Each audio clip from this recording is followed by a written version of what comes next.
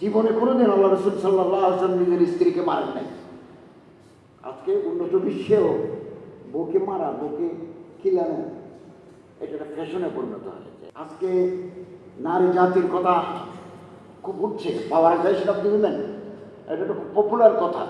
নারী জাতির ক্ষমতায়ন রাসূল করিম সাল্লাল্লাহু আলাইহি ওয়াসাল্লাম ১,০০০ বছর আগে ঘোষণা করে দিয়েছেন, কোনো মানুষ যদি মানে আলা তালাতা বানাতি আও আখওয়াতি আও বিদ্যাইনি আও উখতাইনি আও আম্মাতাইনি আও খালাতাইনি, কেউ যদি দুটা মেয়ে, দুটা বোন, অথবা তিনটা বোন, অথবা দুটা খালা, অথবা দুটা ফুফু লালন করলো, আত্মা হুন্না বিদ্যা শিক্ষা দিল, জব্বাজা হুন্না বিয়ে দিল, হাসানা ইলাইহিন্না সারা জীবন তাদের সাথে ভালো ব্যবহার করলো, হযরত বলেন ফলাহুল জান্নাহ, বেহেশত তার জন্য অবধারিত।